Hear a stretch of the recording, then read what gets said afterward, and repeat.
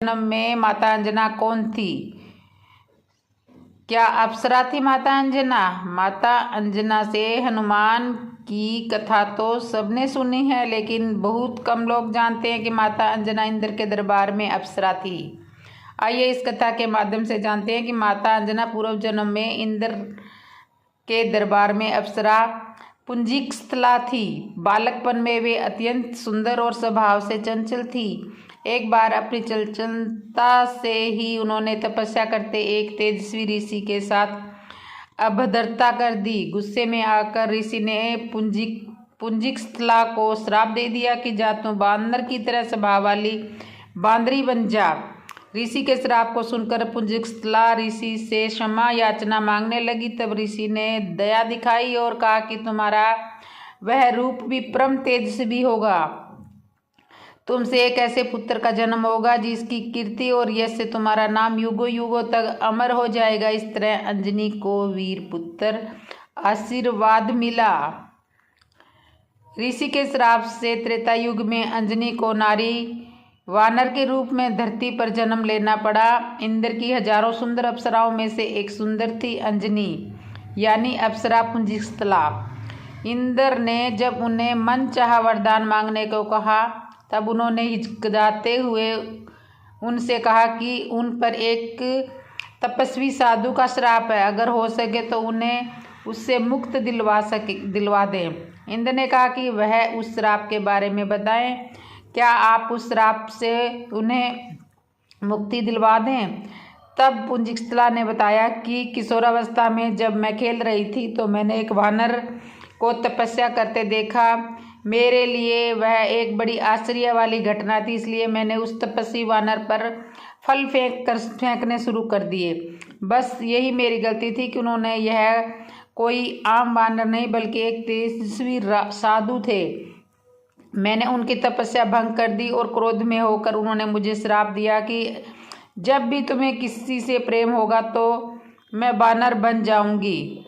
मेरे बहुत गिड़गिड़ाने और माफ़ी मांगने पर उस साधु ने कहा कि मेरा चेहरा वानर होने के बावजूद उस व्यक्ति का प्रेम मेरी तरफ कम नहीं हो गया।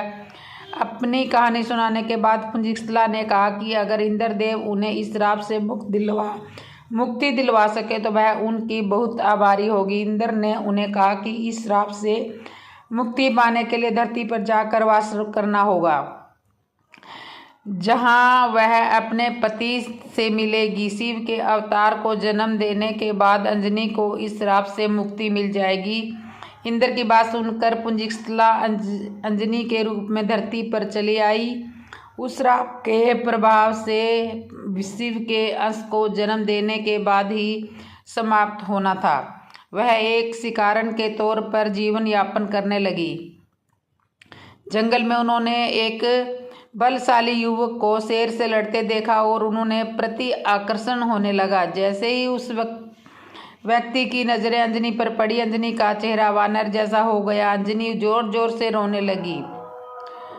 जब वह युवक उनके पास आया और उनकी पीड़ा का कारण पूछा तो अंजनी ने अपना चेहरा छुपाते हुए उन्हें बताया कि वह बदसूरत हो गई है। अंजनी ने उस बलशाली युवक को दूर से देखा था, लेकिन जब उसने उस व्यक्ति को अपने समीप देखा तो पाया कि उसका चेहरा भी वानर जैसा था। अपना परिचय बताते हुए उस व्यक्ति ने कहा कि वह कोई और नहीं वानर राज केसरी है और जब चाहे इंसानी रूप में आ सकते हैं। अंजनी का वानर जैसा चेहरा उन दोनों को प्रेम करने से नहीं रोक सका और जंगल में केसरी और अंजनी ने विवाह कर लिया।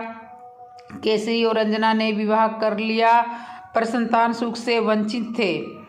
अंजना अपनी इस पीड़ा को लेकर मतंग ऋषि के पास गई और मतंग ऋषि ने उनसे कहा, पंपा सरोवर के पूर्व में नरसिंह आश्रम है, उसी की दक्षिणा दिशा में नारायण पर्वत पर स्वामी तीर्थ है।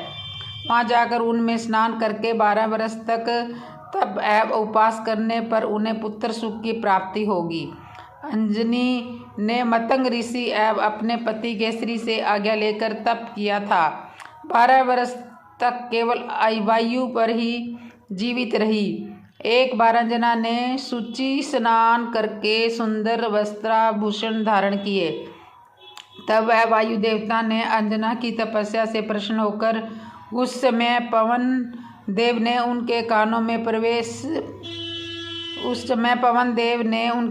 प्रवेश करके उन्हें वरदान दिया कि तुम्हारे यहाँ सूर्य, अग्नि एवं श्रवण के समान तेजस्वी वेदांगों का आवरण विश्वगानी महाबली पुत्र होगा। इस आशीष के बाद वे शिव की आराधना और तपस्या में लीन रही। तब प्रसन्न होकर शिव ने उन्हें वरदान मांगने को कहा। अंजना ने शिव को कहा कि साधु के श्राप से मुक्त पाने के लिए उन्हें शिव के अवतार को जन्म देना है। इसलिए शिव बालक के रूप में उनकी कोख में से जन्म लें। तथास्तु कहकर शिव अंतर्ध्यान हो गए। इस घटना के बाद एक दिन अंजना शिव की आराधना कर रही थी। दूसरी तरफ अयोध्या के महाराज दशरथ अपनी 3 रानियों के कौशल्या, सुमित्रा और कैकेयी के साथ पुत्र रत्न की प्राप्ति के लिए ऋषि भृंगी को बुलाकर पुत्र कामष्टि यज्ञ के साथ यज्ञ कर रहे थे। यज्ञ की पूर्णाहुति पर स्वयं अग्निदेव ने प्रकट होकर श्रृंगी को खीर का एक स्वर्ण पात्र कटोरी दिया और कहा, श्रृंगीवर, यह खीर राजा की 3 रानियों को खिला दो। राजा की इच्छा आवश्यक पूर्ण होगी। जिससे 3 रानियों को खिलाया था, लेकिन उस दौरान एक चमत्कारिक घटना हुई। एक पक्षी उस खीर की कटोरी में थोड़ी सी खीर ले गया और तपस्या में लीन अंजना के हाथ में गिरा दिया। अंजना ने शिव का प्रसाद मानकर उसे ग्रहण कर लिया। तब हनुमान जी, वानर वाले मुख्य हनुमान जी का जन्म त्रेता युग में अंजना के पुत्र के रूप में चैत शुक्ल की पूर्णिमा की महानिशा में हुआ।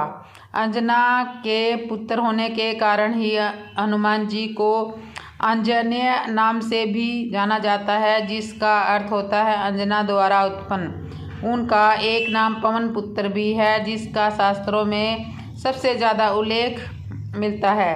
शास्त्रों में हनुमान जी को वाताज्मय भी कहा जाता है। वाताज्मय यानी कि वायु से उत्पन्न हुआ हो। इस तरह माता अंजनी ने सिर्फ बजरंगबली को जन्म देने के लिए पृथ्वी पर अवतरण लिया था। जय श्री राम। दोस्तों, कैसे लगी आपको ये वीडियो कमेंट में बताना। हनुमान जी हखे सदा भक्तों का नित्य ध्यान। राम राम श्री राम, सबके हैं श्री भगवान। तो जिसने भी मेरे चैनल को सब्सक्राइब नहीं किया वो सब्सक्राइब कर लें, लाइक कर लें, कमेंट करें और कमेंट में जय श्री राम तो ज़रूर लिखें, ताकि और बेल आइकन बटन जरूर दबा लो ताकि आने वाली हर नई वीडियो की नोटिफिकेशन आपको मिले और ऐसे ही सुंदर सुंदर कहानियाँ आप मेरे चैनल पे सुन सके। तो बोलो जय श्री राम।